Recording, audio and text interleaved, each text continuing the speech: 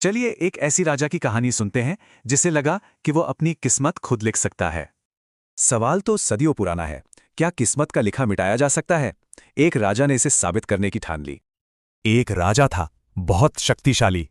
उसे पूरा यकीन था कि उसकी मर्जी के बिना एक पत्ता भी नहीं हिलता। उसने तो ऐलान ही कर दिया कि भाग्य कुछ नहीं होता, जो होता है उसके हुक्म से होता है। लेकिन दरबार में एक समझदार आदमी था। उसने राजा को टोकते हुए कहा, एक शक्ति आपसे भी बड़ी है। और बस यहीं से शुरू हुई असली टक्कर, राजा के घमंड और ज्ञानी के विश्वास के बीच।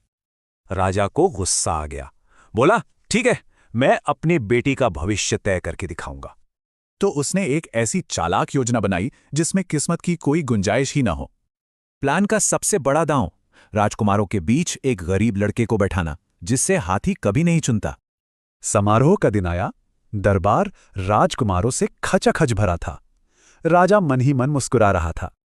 और फिर शाही हाथी को वरमाला के साथ अंदर लाया गया।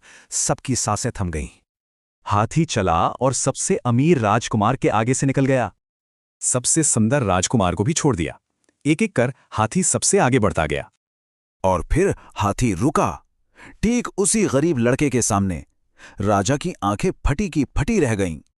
हाथी ने सूंड उठाई और वरमाला उस लड़के के गले में डाल दी। खेल खत्म। राजा को समझ आया कि किस्मत को हराने की कोशिश में ही उसने किस्मत को जिता दिया था। आखिरकार राजा को मानना ही पड़ा कि इंसान सिर्फ एक कठपुतली है जिसे घमंड भर चलाता है। तो इस कहानी से यही सीखने को मिलता है, घमंड हमेशा टूटता है और होने को कोई नहीं टाल सकता। तो सवाल अब भी वही है, क्या हम अपनी किस्मत चुनते हैं या किस्मत हमें चुनती है?